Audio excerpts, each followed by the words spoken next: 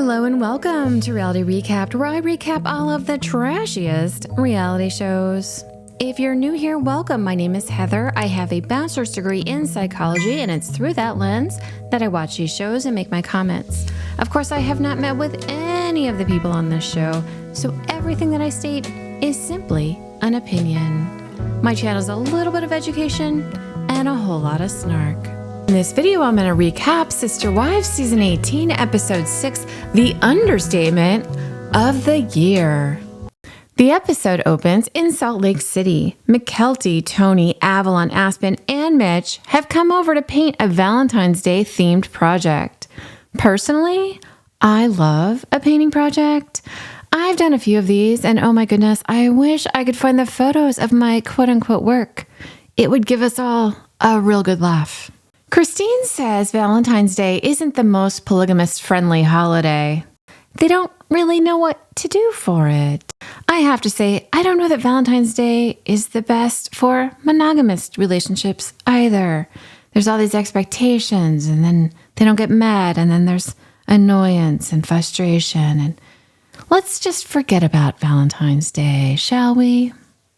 Janelle says she isn't planning much for Valentine's Day this year. Cody and she are not in communication, but even if they were, she wouldn't really want to do Valentine's Day with him or with the family. Robin tells us Valentine's Day is just a tricky day for a plural family. She says this year is complicated and hard and horrible. Mary says she isn't doing a damn thing for Valentine's Day. Listen, she says, you have to have a Valentine to do Valentine's Day. Christine says all of the paintings they are doing end up in the garbage eventually. That's definitely true with my quote-unquote work. Christine says she did a painting with Cody at one point. McKelty teases her mom. Is it framed upstairs somewhere and you're waiting to be in love again? Does she have an empathy knob we could turn up? That would be helpful. Christine says, nope. I feel like Christine should have said, no, and why are you teasing me that your father never loved me? That seems unkind. Tony says, it would be weird if she kept the picture but not the husband. He does have a way of speaking with the upper part of his back throat, right?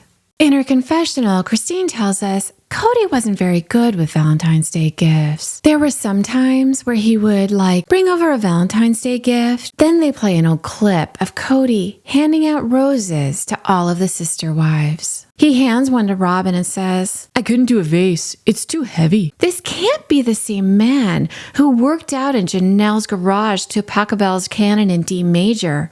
Can it? Christine says sometimes he would just give it to you there at night with everybody there. I don't think Christine realizes how dirty that sounds.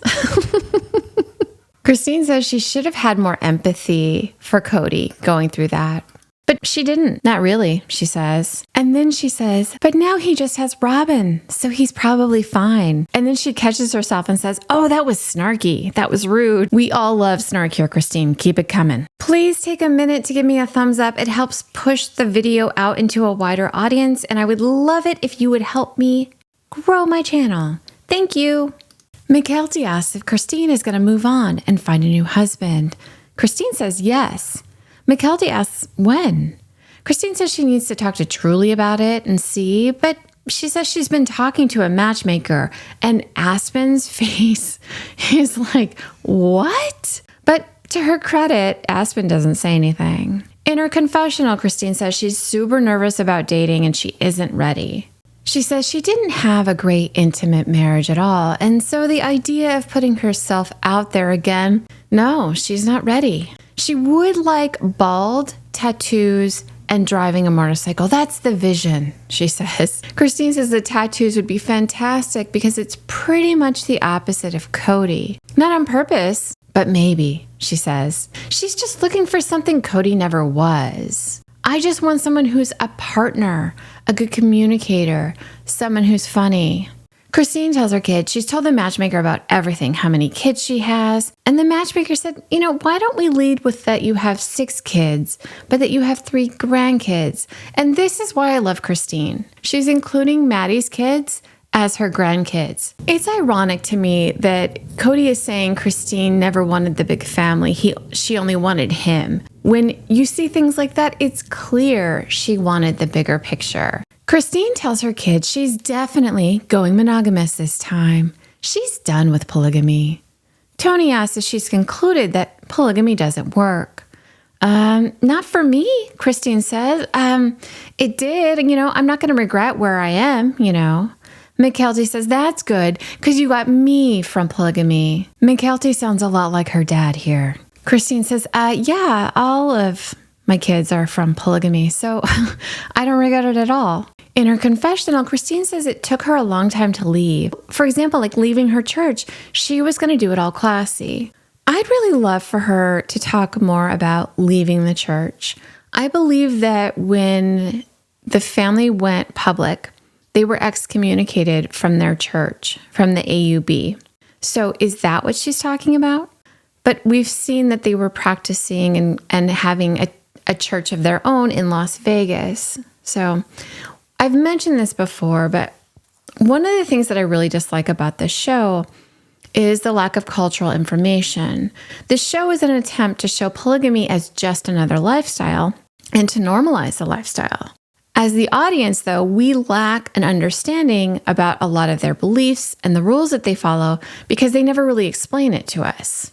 It's surprising that someone having a spiritual crisis of faith on a television show about being polygamous because of their faith was never mentioned. I feel like that would have actually been a really interesting topic to dive into. And it also would be interesting to see how Christine leaving the church or not believing in the faith anymore, how does that impact all of the relationships around her? Could potentially that make an explanation for why Robin didn't want her watching her kids? I'd also like to hear from the other sister wives and how that changed their relationship with Christine, or did it when she left. Now let's go back to Christine. She says, from leaving my marriage, I was going to do it classy and I was going to do it without bitterness.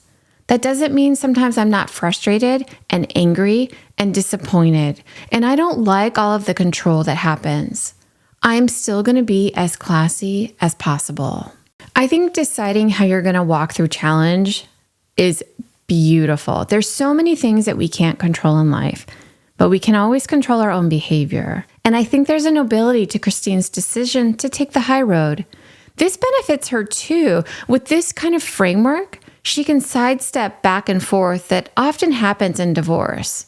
She, in a sense, has kind of released herself from the dynamic of blame, which I think Cody would and could cycle through for the rest of his days with her if she permitted it. Christine tells her kids she's just going to go on several dates with like whoever, and if it doesn't work, she'll go on several dates again, but it's going to be with people who she can trust. Tony tells Christine she needs to try all the ice cream flavors. You're not going to know which one you like the best. Christine asks if Tony tried all the ice cream flavors, and McKelty pipes up and she says, he did, Mom. Tony tried every single flavor out there twice before he settled on me. You guys were married when you were like 19, right? And I'm pretty sure you guys were virgins. Does Tony not understand that the innuendo is that he's telling his mother-in-law that she needs to sleep with a lot of people so she knows what she likes? Is he not understanding what he's saying right now? What is happening? I would never. Okay, so it's great to have discussions with your mother-in-law, but I think inferring that she should have sex with a lot of people so she knows what she likes, it feels a little out of bounds. No?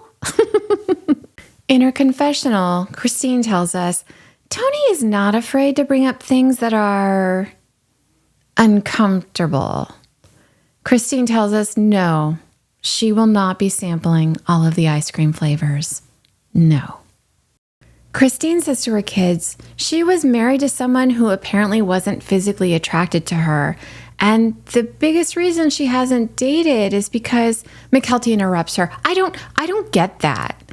Christine continues, the biggest reason I haven't dated is because it sounds stupid. It honestly is. It's been hard for me to get over that. Aspen says, how did you? McKelty interrupts her and says, the thing is, you're gorgeous. McKelty is on like extra, I feel like, in these scenes.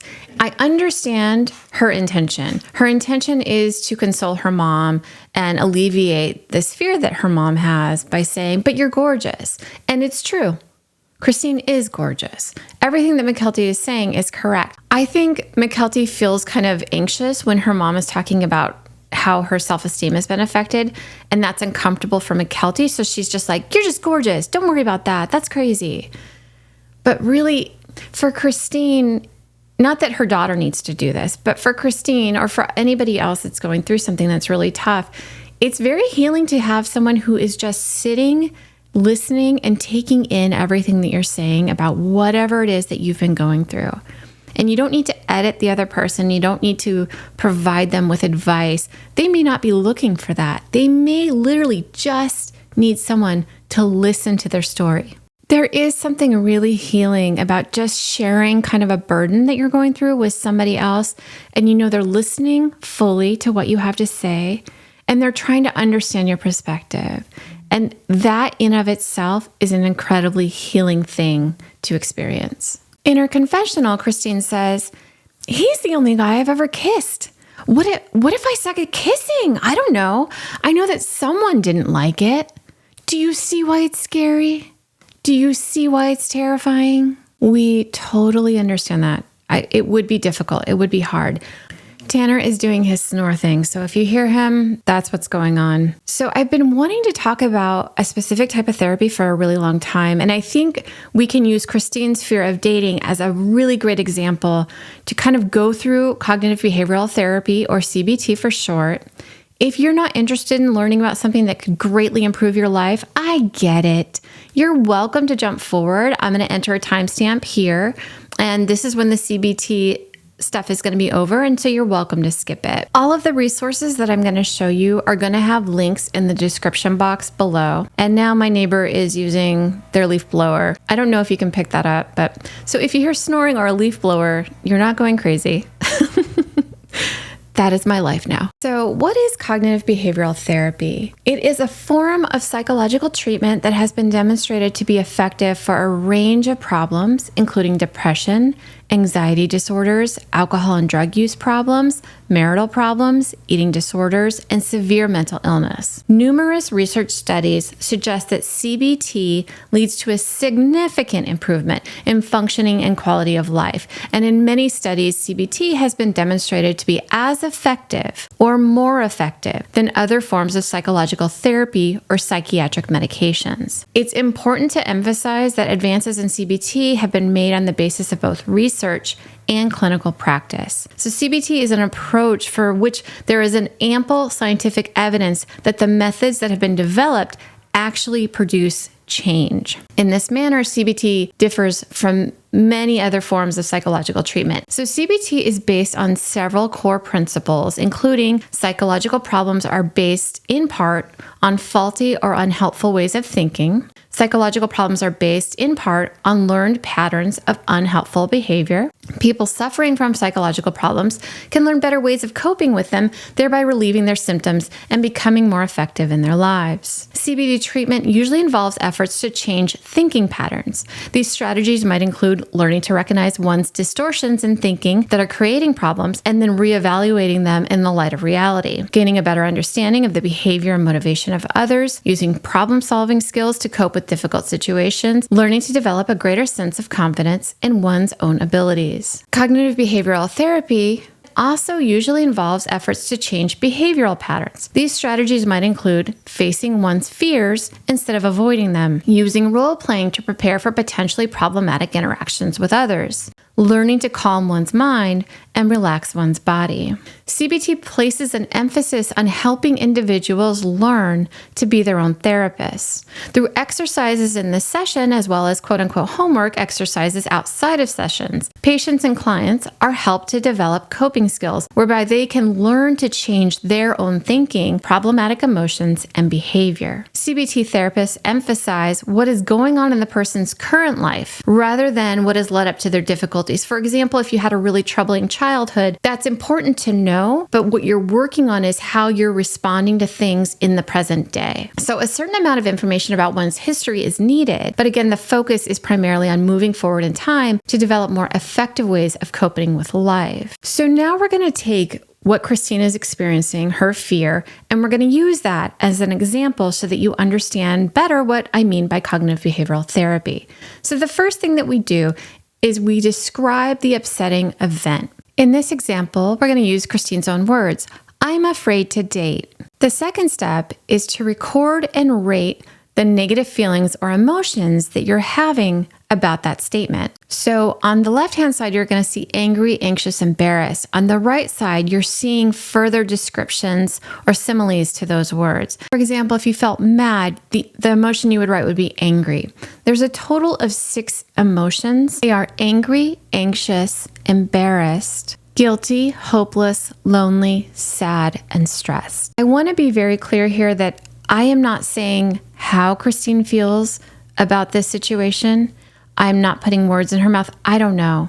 The only person who could tell us would be Christine. This is simply an exercise to look at how we can use cognitive therapy.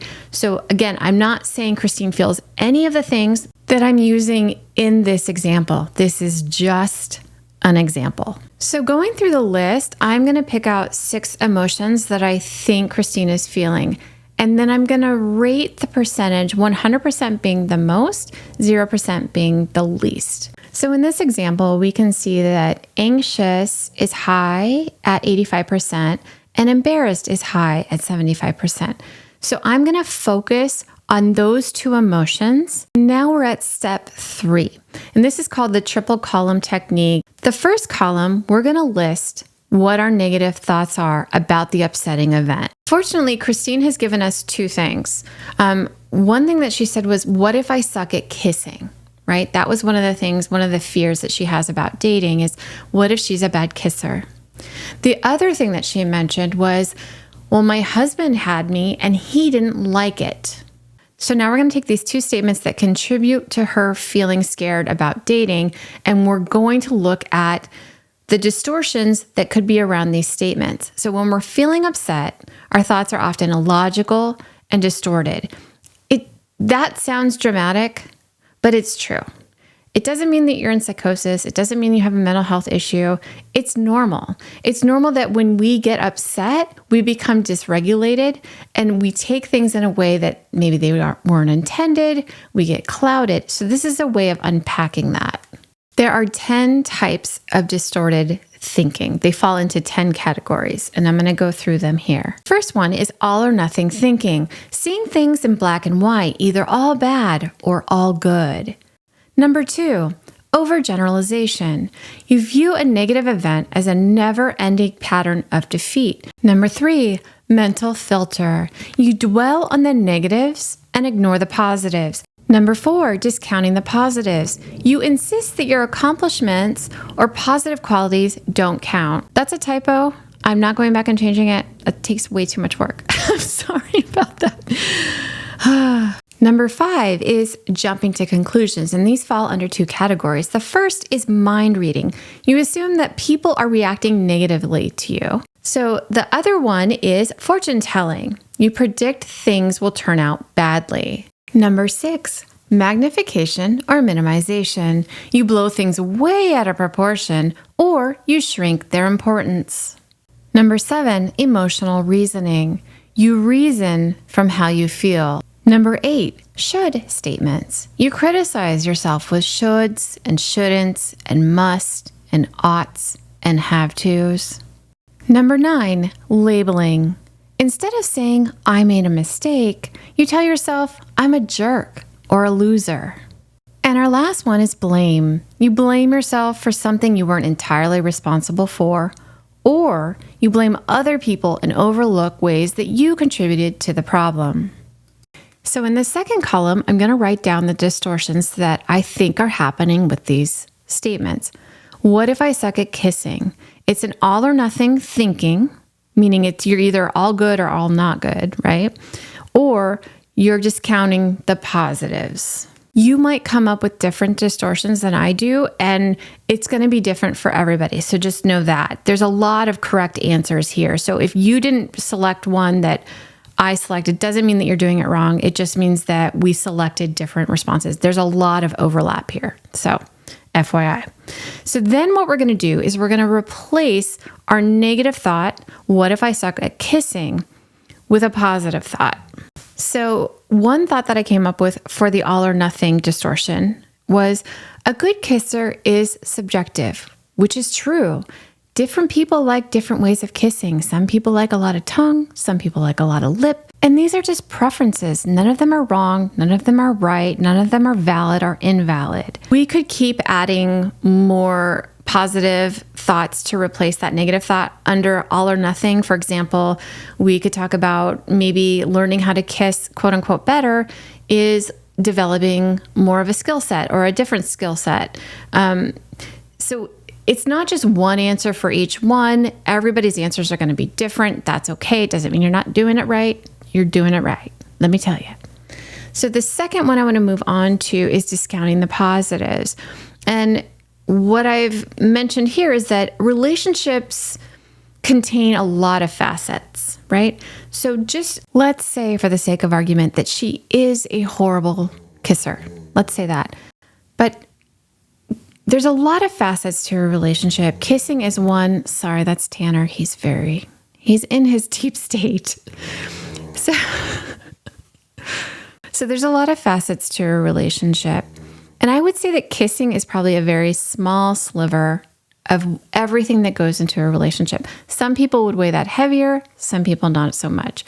But if Christine only focuses on the fact of what she doesn't do well, and this is all a fear that she hasn't proven, and ignores the fact that she's so fun, she's a really great cook, she's gorgeous, she's very loving, she's bubbly and enjoyable to be around.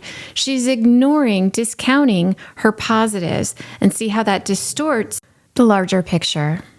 And now we're going to go into the second statement that is contributing to Christine's fear of dating. My last husband didn't like it, parentheses, wasn't attracted to me. The distortions I see in this statement are an overgeneralization. So like, just because Cody claimed to not be attracted to me doesn't mean everybody else won't find me attractive. And then the second one is discounting the positives. And that's, I bring a lot of joy and fun into my relationships. So I hope that was a clear explanation. If you're interested in getting a workbook that can kind of help you walk through it, this is a very cursory explanation. I have a book to offer you. So this is a workbook that's available. It's pretty inexpensive. It's only $12.29 from Amazon. This workbook was sold as a companion to this book. So it's practice exercises that you're doing in the workbook. I don't feel the need to buy both books. I think if you're going to buy one, if you're interested in CBT, I would start with the workbook because it gives you really practical skills. And it covers everything that they have in the book, from what I remember. Of course, the author would like for you to buy both, right? We get that. But in my opinion, I think you can learn a lot from the workbook. If you want to learn more, maybe buy the book later. I don't know. But like I said, I think the workbook is sufficient. I have a link below that sends you to the book, but it is not an affiliate link. I am not making any money off of this book. I'm not related to the author. I am not making any money off of sales of this book. This is just something that I have found really helpful for me, and I like to share what's been helpful for me in the hopes that it's going to be helpful for other people too. And now let's get back to Sister Wives. Janelle has improved her filming game. This is a much better shot than the close-ups from a few episodes ago. She tells us she's going to talk to Cody at our favorite restaurant, Salsa Brava, which apparently does not mean brave salsa. Real mistake that I made that still makes me laugh. Janelle says this meeting is the first time she and Cody will talk after the big fight before Christmas.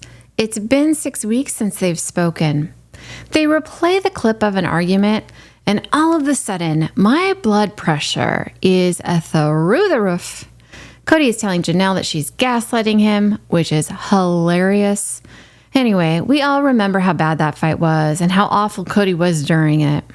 Janelle says she's always wanting the conflict behind her. So in the past, she would just be like, okay, and they would never resolve anything. We'd just pick up where we left off and smooth it over. She's since realized it isn't working for her anymore, and she wants to be treated differently.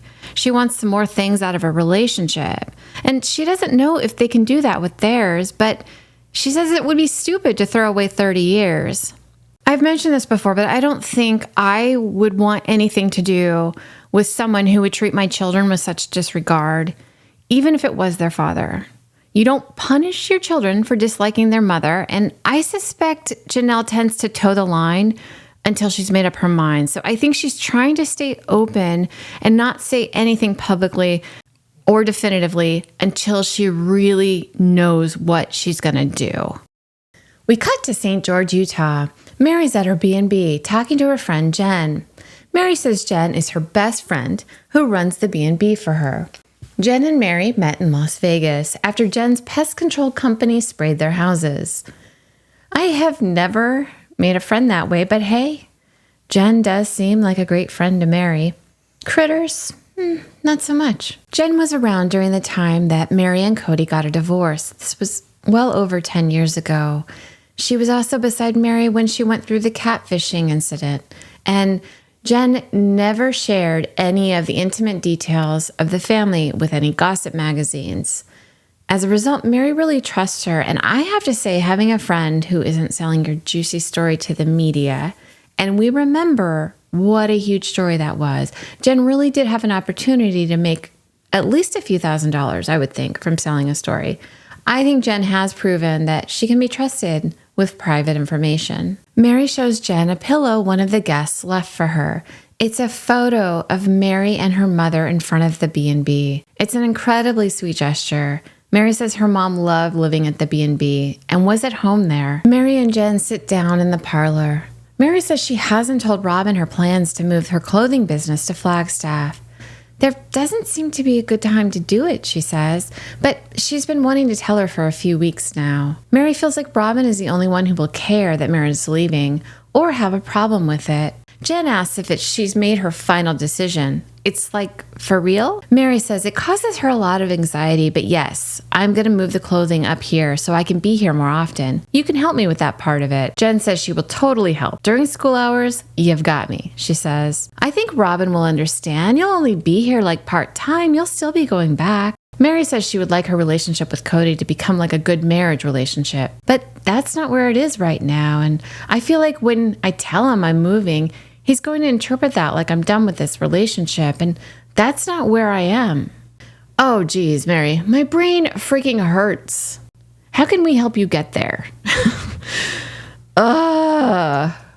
Jen says, purely selfishly, I love you're moving here. We can finally be in the same city again. And Mary says, yeah, I'm very excited about it too.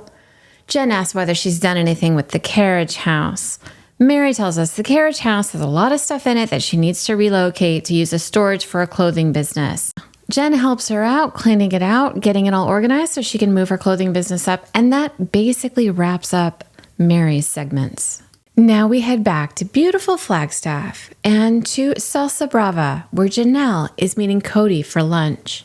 In her confessional, Janelle tells us she hasn't really been pining for Cody. She hasn't really been missing him at all. Hi. Hi. How's it going? Good. Long time no see. Yeah. You gonna give me a hug? I was hoping he was going to ask her for a punch in the gut. That would have felt more appropriate. But I don't agree with violence, so I'm glad he just asked for a hug. Can I tell you, Cody is really obsessed with the weather. Ooh, cold water. It's winter. Cody seems extra sensitive to the chill in the air, eh? Cody asks how Janelle is. She says good. He seems pretty disappointed that Janelle can actually be good when he's ignoring her. Cody laughs. It didn't really go good last time we talked. In her confessional, Janelle says, that's an understatement. Cody says he's embarrassed by his behavior. Janelle says, we both did our fair share of screaming. What a very diplomatic approach. I think I would have been screaming louder about my finances. Cody says, You don't have a safe way to talk to me. Sounds like Counselor Robin has been working on good old Cody. They replay the clips of the fight, and I instantly feel rage. Hey, it's winter out there. And that's why, from here on out, I'm going to refer to Cody as Weatherman. Oh yeah, he'll tell you what's going on outside with the weather. Everybody, it's Cody. He's the Weatherman. Be careful, it's winter outside. What if this whole time he's been saying, it's polygamy that's the problem, and really, it was just that it was winter? What if this whole family's problem isn't Robin, isn't Cody, it's just the damn weather? Cody tells us he felt like he's endured 2 years of betrayal from Janelle. Sorry. It's maddening he is saying this when we know how he's treated Janelle and how disloyal he's been to her. I think he's the one demanding loyalty and parsing out affection based on who is in agreement with him. Cody tells Janelle this divorce, referring to his divorce with Christine, is affecting all of his relationships. He says he is morphing grief into anger. Counselor Robin strikes again. Cody says that he realizes he's not a safe place for Janelle to have a conversation. So just one trigger after another set him off. In her confessional, Janelle says, be a man and separate your relationships like you have our entire plural marriage, and pay attention here. After a very long and a very awkward silence, Janelle says she thinks she wants to stay separated for now. Cody says, really? You want to be separated? Janelle says, yeah, I do. Cody says he's kind of surprised she wants to stay separated. Like, they've been separated like 2 or 3 times in the past. That, of course, was due to the way Janelle managed her relationships with her sister wives. And it had nothing to do with Cody. Yes, I also blame Janelle. She was clearly just not managing her relationship with her sister wives. Remember in their book, Janelle being completely unrealistic in her expectations. She talked about how Cody and Mary would quit their jobs so they could go on vacations for extended periods of time and not stick to the vacation time that they were accrued. The other thing that Mary and Cody would do would hang out and hook up right in front of her on the couch when they're all watching TV. So clearly, Janelle is to blame here for being way too sensitive about what's going on with Cody and Mary. Janelle says she's willing to do counseling. Cody's like, well, that's more than fair. Christine just dropped this on me. I would be so angry if I'm sitting down to talk to my spouse about our relationship and trying to work it out, and he keeps bringing up another relationship. Focus, dude. You currently have 3 wives. Focus on the woman before you, not the one that is left. Janelle says she still has a lot of affection for Cody. My question is how? How do you have affection for someone who has financially abused you and has treated your children horribly? Even if you don't have any care for yourself, how can you see how he's treating your kids and still have any feeling toward him other than rage? Cody says other than the blow up that they had where Cody was just feeling rejected because they're doing Christmas without him, Janelle interrupts him and says, you know, Christine and I didn't do Christmas together, right? It was days after. And Cody's like, it was still a Christmas celebration. Sir, didn't you also have a Christmas celebration without inviting the whole family as well? Remember Mary not getting to come and see Isabel? Hello? Cody is clearly spinning this narrative. He was the one left out in the cold, and he hates winter. We know that. When in reality, he created all these rules. He demanded loyalty. I think Mary, out of everyone, is the person who truly got left out in the cold. Janelle says, we need to tread carefully here until we can get a third party. Cody says he isn't going to get angry anymore. What is striking is all Cody is focused on are his own feelings. There is no awareness how awful this has been for Janelle or for her children. Janelle says he needs to figure out things with the boys. Cody says, all we have to do is have a conversation with them. Cody says, I don't really want to do this. This isn't the point. I don't want to be in a place where we're just acting like nothing has happened. And then he brings Christine up again. That was what was happening with Christine and I when we'd have these conversations with her, and it was just too uncomfortable for her to have those conversations. And she left me sort of holding the bag, never knowing she was going to leave. Janelle looks down, and she just kind of looks defeated here. He is again making the discussion about Christine and how unfair everything was to him. Poor Janelle, who's trying to work through her marriage, can't even be the focus for her husband while they're meeting to talk about their marriage. He's too fixated on controlling the narrative of how Christine left, how unfair it was to him, how it happened without her communicating with him. So he's saying it was Christine who couldn't have the conversations. But I remember her pushing the topic and wanting them to focus on their marriage. Cody always just says, it isn't just about you, it's about everyone. And so what do you do with that over time? You stop talking. To Christine's credit, she continued to talk to Cody to tell him what she needed. He wasn't willing to hear what she had to say. He called her jealous and insecure when she shared her feelings, effectively shutting down conversations. In her confessional, Janelle says, when Cody talks about Christine leaving, it always shocks her that he claims he never saw it coming. He's been telling Janelle for years he isn't attracted to Christine and they were struggling in their marriage.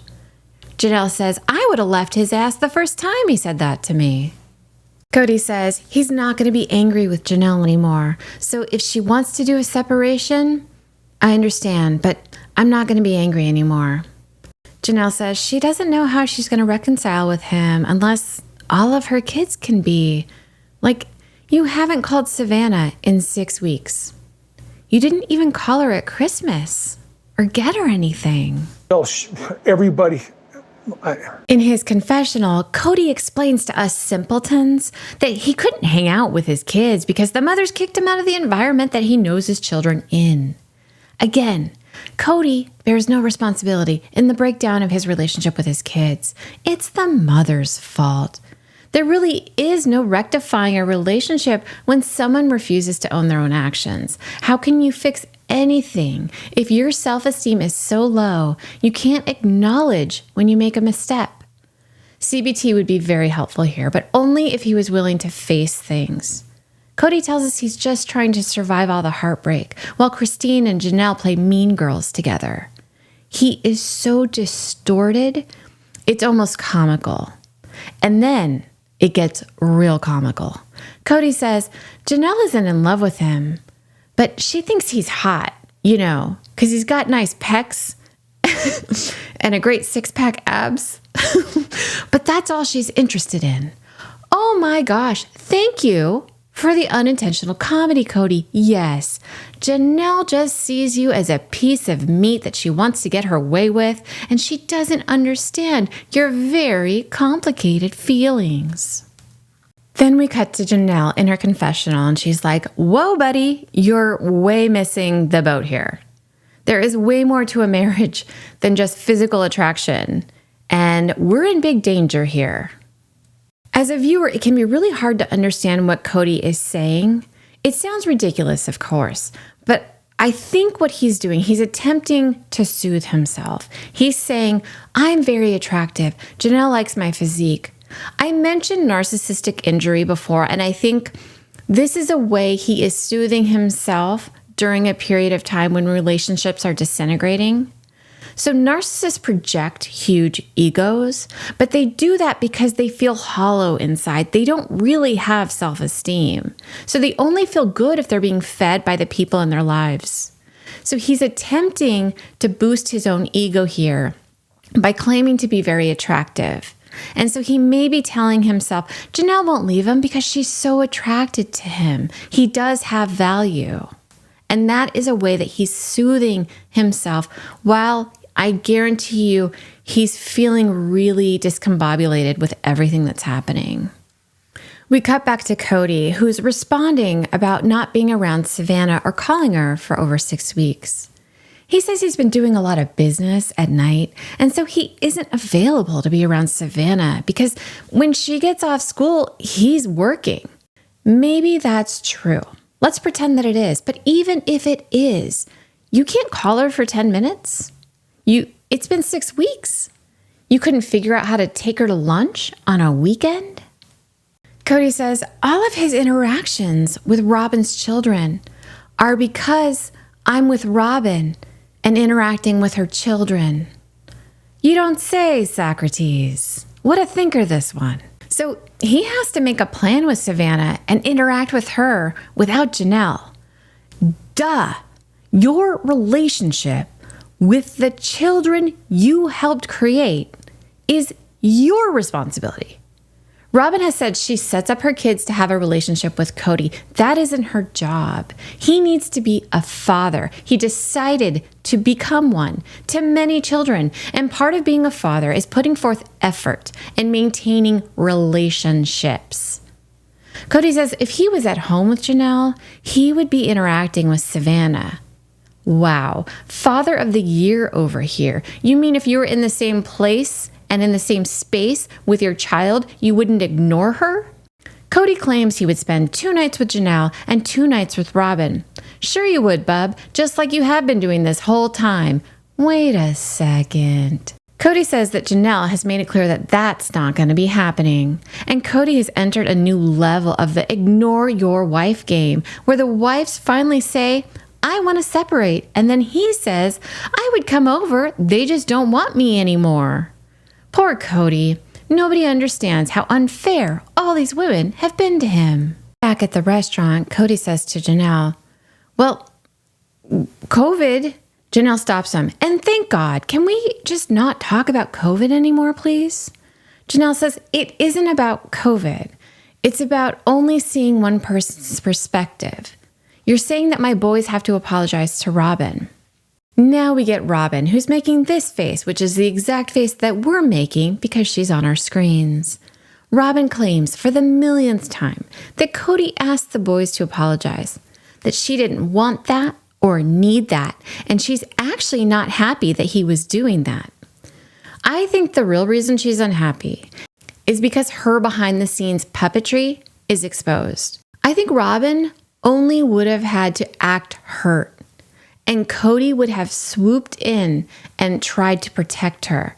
And I think he could have come up with insisting on an apology without Robin actually saying it. But I do think she sets things in motion and lets Cody go certain directions and pushes him in certain directions and then feigns that she doesn't understand what's going on. This whole situation has become so distorted. It's like they're living in alternate universes. Why isn't anyone apologizing to the kids or to Janelle for being basically ignored for weeks on end, for being left out of Christmas? Like, if you're Robin, let's pretend Robin's a good person. If she's a really good person, she would not allow Cody to, 1, not get Savannah a present, 2, not send a present home with the girls that came over a few days after Christmas and get her a gift, or 3, let him go without calling her. That tells me who Robin is and what she really cares about. And it's not the other children. It's only herself and her children that she cares about. Cody tries to rehash COVID and that it was his rules and the boys were blaming Robin for them. And Janelle sidesteps it really effectively. She says, it's not about COVID. COVID's over or whatever. It's really just feeling like you're a father to all and a husband to all. And then Cody sits back and he goes, but I'm not respected by all. Janelle says, I don't know, Cody. I do not know how we come back from this. Do you really still want to have a plural family? Sometimes I can't tell. Oh my gosh, Janelle, excellent question. And she asked it in a very neutral way. And of course, We cut away to Mary and Jen in St. George, Utah. Mary says that the family has tried to do different businesses throughout the years, but she says that the downfall was that there wasn't one person in charge. So for example, when they were doing My Sister Wife's Closet, Robin should have been in charge. Oh, Mary, Robin wants to be in charge, but do zero work. She would make a wonderful boss. Robin, who got her plural marriage certificate from Brown University, says, plural marriage can make things more complicated. You know what else makes things complicated? Manipulative people who are only out for themselves. Real challenging to work with as a team when you're actively trying to get more and better than everybody else. Robin continues. She claims to have specifically wanted to work with her sister wives on My Sister Wife's Closet. She wanted that group experience that they all got to have, raising their kids together. So she was trying to pull them in for that. Do you guys remember Mary wanting to go to school and Robin guilting her out of doing it so she could do Sister Wives Closet? Correct me if I'm mistaken, but I'm pretty sure that happened. That is not someone who's looking out for your best interest. Telling you to not get an education so you can make fugly jewelry with your sister wife who doesn't know anything about being a sister wife. Christine says, in plural marriage, most decisions get done by committee, and committees have a tendency to not get a lot of stuff done. But she thinks it's important in plural marriage to make decisions as a committee rather than one person calling all the shots. Pretty freaking ironic that she's saying that, and that Mary is in agreement that Robin should have been in charge. And I think there's a larger point there that's pretty subtle, though. If you're just watching this show and you're not like going through all the clips like I have been, I think you would really miss kind of what they're saying by putting this in here. We head back to Flagstaff, where they replay Janelle's question. Do you still want to have a plural marriage? Sometimes I can't tell. Cody squeezes a ramekin's worth of lemons into his hot water. It's winter, y'all. Give him a break. Cody tells Janelle he's carried this burden our entire marriage. Everybody else had a tolerance for not being together. I felt like Atlas and the world's on my shoulder, and I just shrugged it off. Nobody else picked it up. You decided to enter into plural marriage, and when you got tired, you stopped engaging. Cody says no one else picked it up. I specifically remember Janelle time and time again throughout the season saying, guys, we're losing our family culture. We need to start spending more time together. Cody just didn't want to. Maybe he changed his mind about the kind of lifestyle he wanted to live. That happens. We can enter into a marriage with the best of intentions, but sometimes we change, and sometimes we change in ways that are incongruent with our spouses. I think it's fine to end a marriage or a commitment, but Cody has picked the most painful way possible for everyone involved. If he just said, hey, I loved our time together, but I'm going with brows over here, it would have hurt. It would have hurt, but it would have had much less collateral damage because he's so focused on not being the one responsible. He's dragging and twisting events so that he can evade responsibility and blame everybody else. He has destroyed his relationships with his children, and it's so short-sighted and sad to see. Cody claims he's worked hard for plural marriage, and just because he's gotten a little more cynical doesn't mean he doesn't want it anymore. But what has Janelle done to help it? Janelle hasn't been living plural marriage. She's been living independence from a husband that's there when she wants him and has resources that she gets. Again, Cody isn't coming into her house. In life, you're constantly making decisions. If my husband isn't coming over, all of those decisions continue. So of course, she's going to make decisions for herself because life doesn't stop because you forgot where Janelle lives. Janelle says, it feels like it's easy for you to be at Robin's house and that you don't want to be anywhere else. Cody says, but I was always at your house too. Not according to Garrison, Cody. Cody continues, and I was always at Christine. Listen, you're going off what happened during COVID. Well, Janelle says, then you need to stop referencing what happened during COVID too. In her confessional, Janelle says she's getting close to the line now and he's starting to get agitated. The way I see things is very different than the way he sees things. This all came about because I felt like I wasn't being supported in what I was doing for the whole family. Does that make more sense? Janelle says, but we had children at different stages. You couldn't accommodate. Cody says, well, I felt the obligation to the littlest ones a little deeper because of their needs. Oh, really? Convenient excuse if you forget that you had Truly, who is very close to the other children in age, and who you totally ignored. Janelle says, I felt like that was all you saw were the little children. Well, 2 of them anyway. And you stopped seeing the needs of the older kids.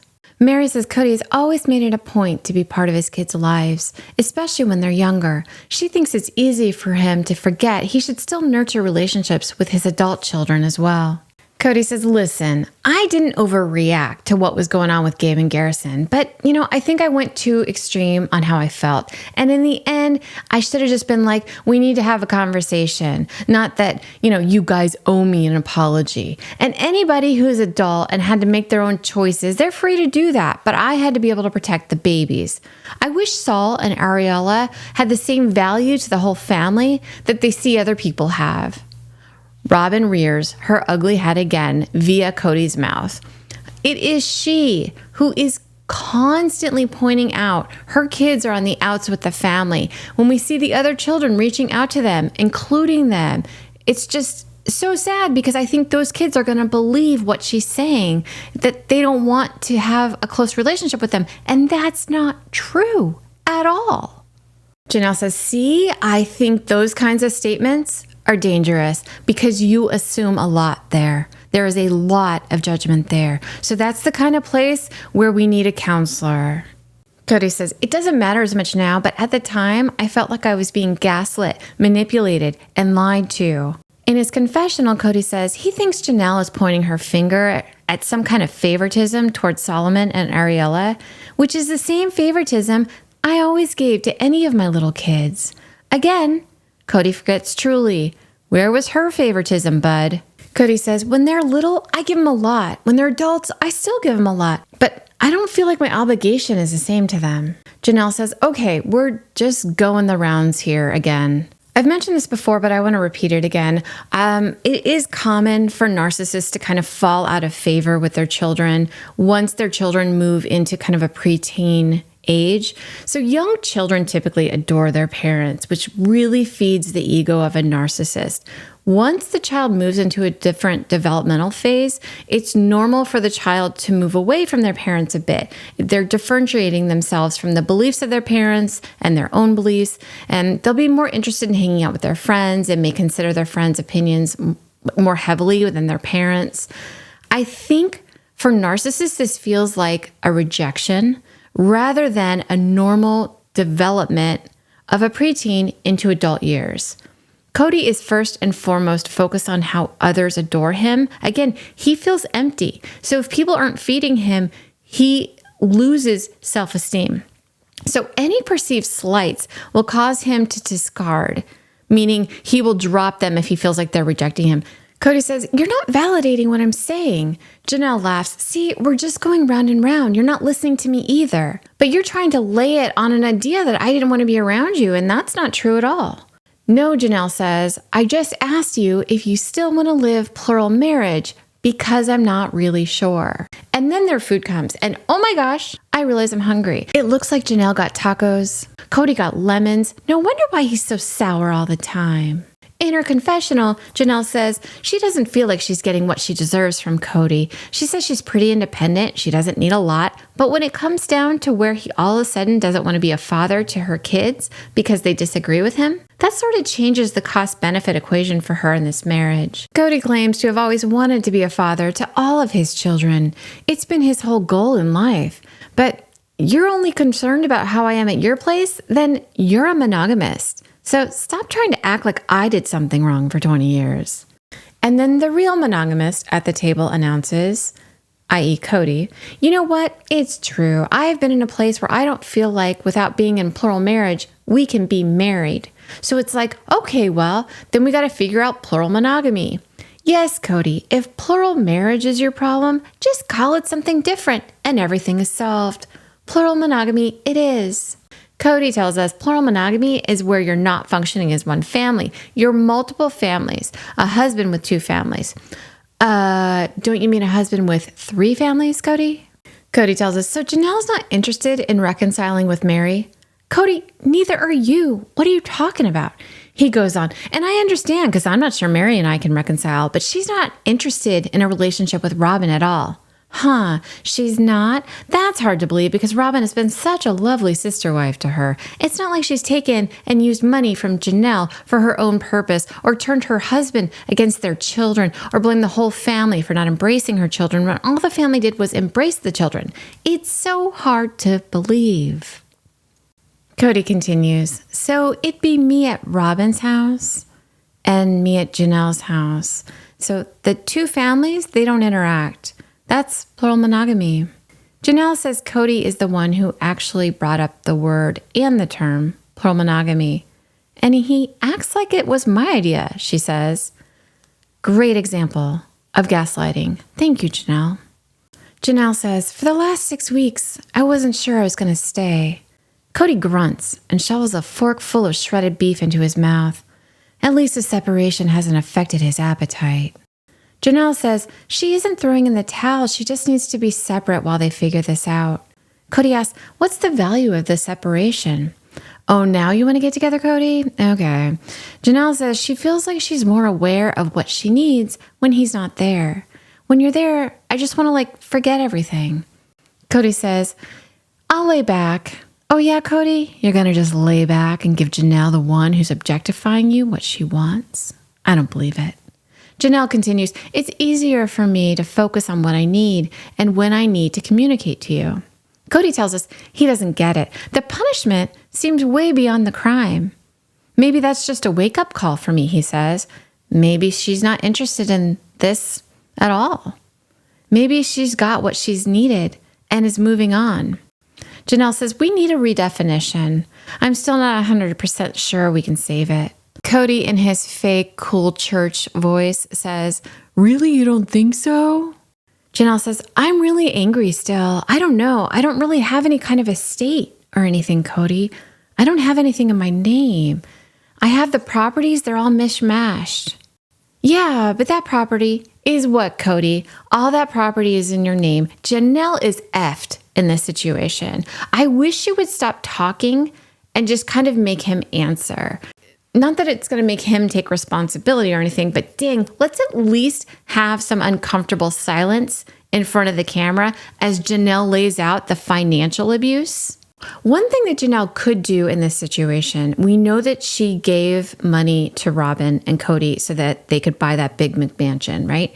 I don't know what kind of paper trail they have. I don't know how that money was transferred, but I would use filming as an opportunity to put on the record, yeah, remember when I loaned you guys that money? And I would state the amount and I would say, yeah, you remember you guys were going to pay it back to me and I haven't gotten it.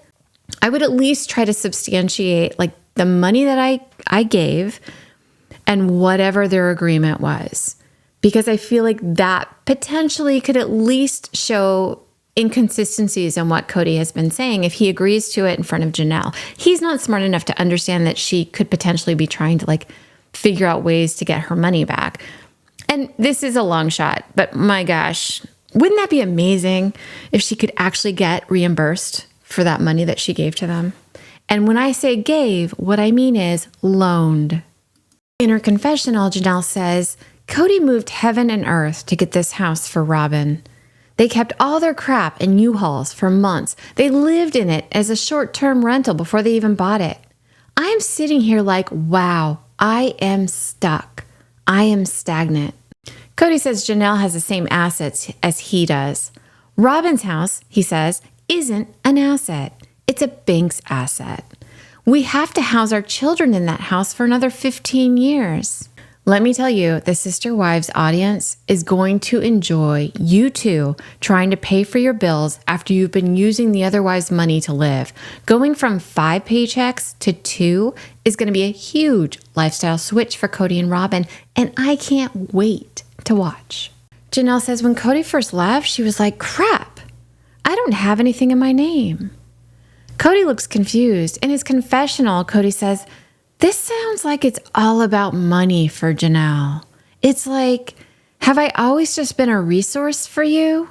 Another excellent example of gaslighting. Clearly, he's been the one who's been using Janelle for her finances and as a resource, and he's now accusing her of that. This is so disgusting. Janelle says, I am completely vulnerable. If I decide to leave Cody, I have nothing. Cody continues in his confessional and he says, if I can't provide everything, I'm not of value? In her confessional, Janelle throws her head back and laughs. Oh, hell, it's wild. It is wild, the disconnect here. Cody says he felt like they did a lot of work in Vegas, and for whatever reason, the only progress we made was Christine's exit. And that's not how I view progress. In other words, she finally just decided what she wanted, and here we are. Christine's getting closer and closer to the edge. I'm hearing rumors. I ask her about it. Janelle says, yeah, I don't know how to be involved in that particular relationship. Do you know what I mean? Cody's like, well, am I just supposed to bottle it up and not talk about it?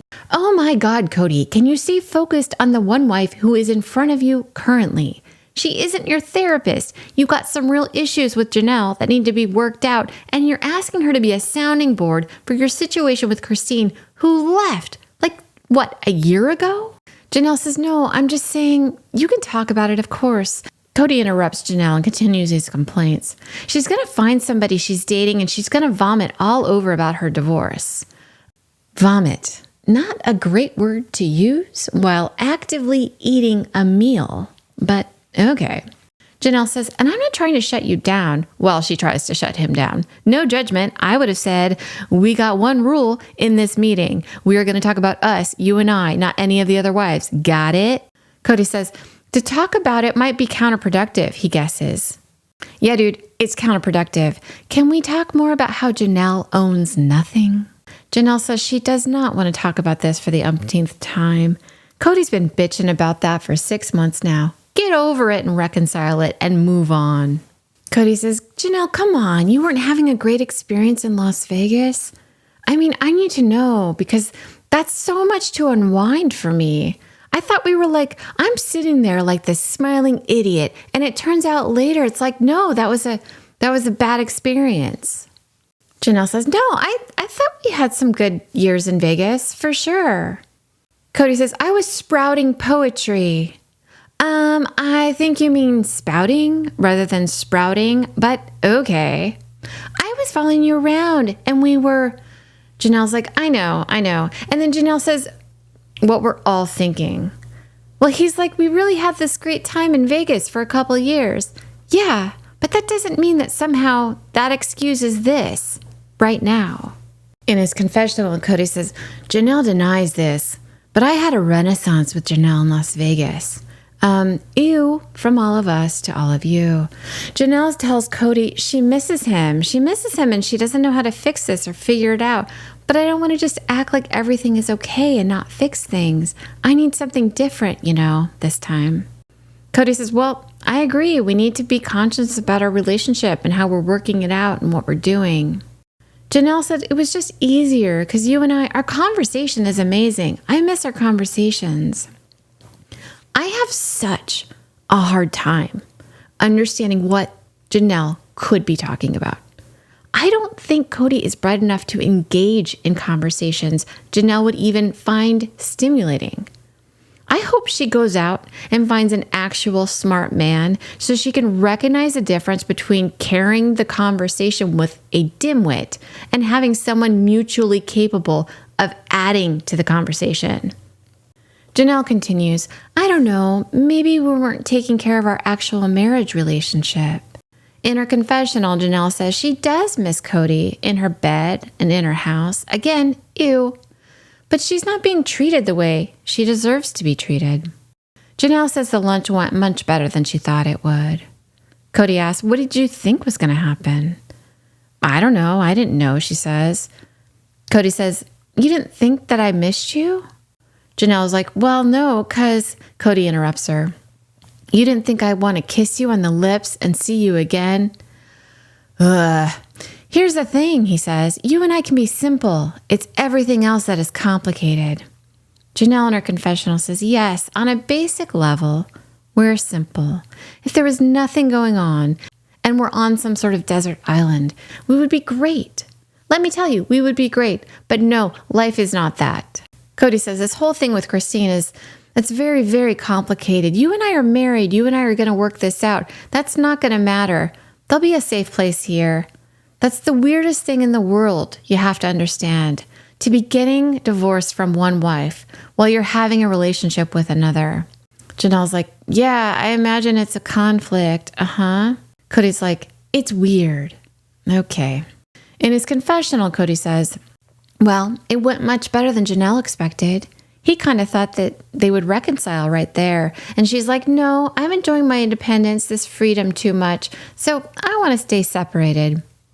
In Cody's mind, it's went well because he's deeply committed to never triggering or becoming angry.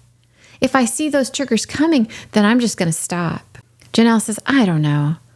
I told him we need a counselor. We do need a counselor. But here's the thing. If he wanted it, I might, maybe, I would try to work on it.